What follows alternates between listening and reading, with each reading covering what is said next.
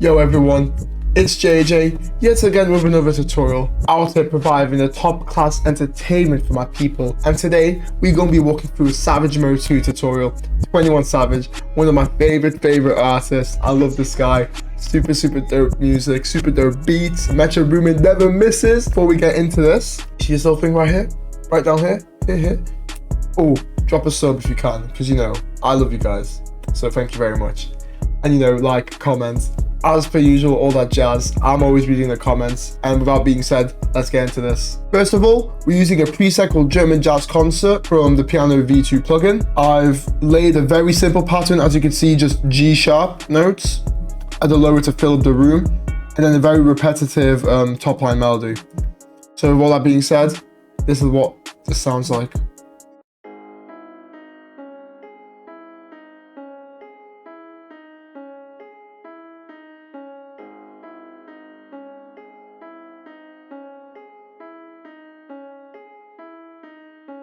As you can see, I know it's a very basic one, but it's repetitive, it catches the ear, it keeps the listeners engaged out here, and we've got a nice EQ cutting off highs and all the lows, and of course a Valhalla vintage verb, because you can't get enough love.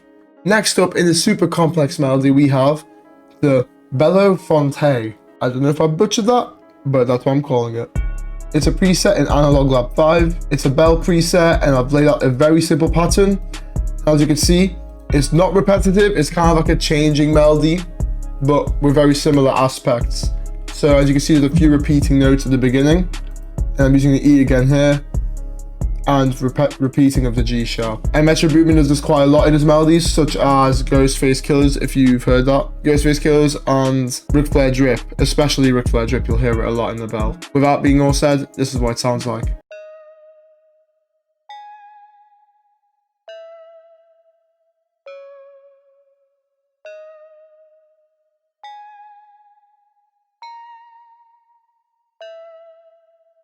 And that's what the melody is. And the only effect I've got really is just a high end cut off and a low end cut off. Next up, we've got this preset called Black Hole Pad from Analog Lab 5. And I laid out this repeating pattern, as you can see, going up between E and D sharp, and then same in an octave higher. But I also built chords out of it as well to make it sound much more full. And this is what the pad sounds like.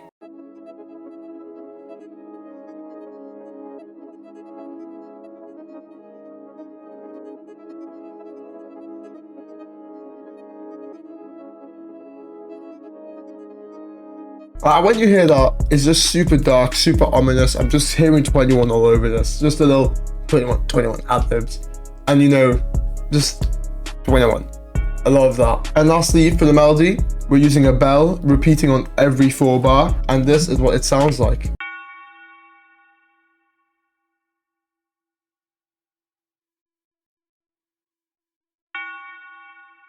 I think the bell adds a nice little bit of extra darkness. It makes the beat hit twice as hard. So we're keeping that bell in there. And with all the waffling that I've done, this is what the melody sounds like.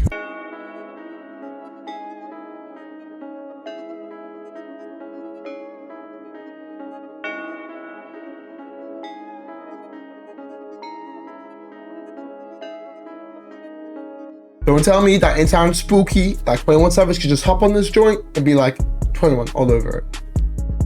Exactly. Now we've got the hi-hat pattern, we're getting into the drums, and this is a very simple pattern I've played. However, it's a repeating one for every bar, and this is what it sounds like.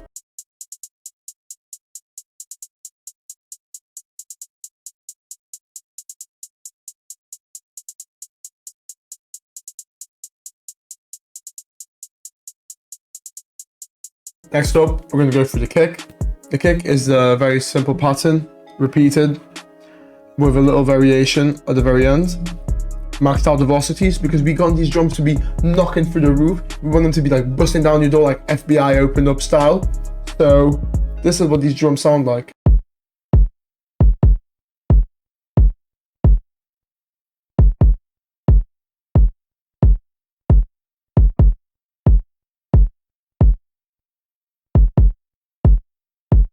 That's hard. That's super hard. Usually I want to go through drum mixers. However, this one I've just got a quick EQ. As you see, I've just pull this down. Then next up, I added some oomph preset, and I've literally taken it down to 45% on the mixer channel, which is why the kick sounds a bit distorted, but it sounds better in the beat. We've got a nice little pattern going. We follow the C sharp note, giving the darkness, and then we go up to the G sharp at the end of every 4 bar. However, I didn't use G sharp as the root note because I thought C sharp sounded so much better when I played the beat out. And this is what the drums sound like.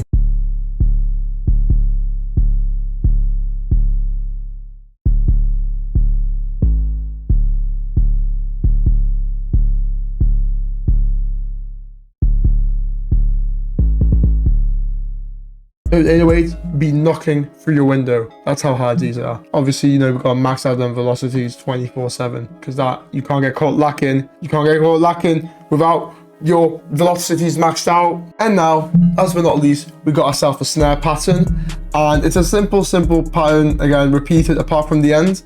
Every 4 bar has a nice little extra snare in as a nice little accent, and this is what my snare sounds like.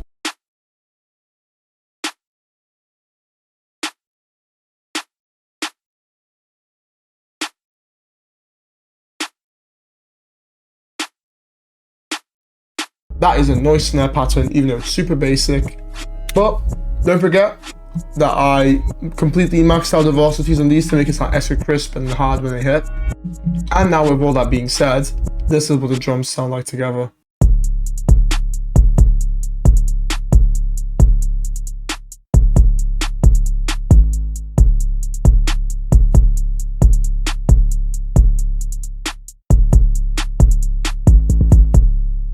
Like, that sounds so hard. These drums are knocking.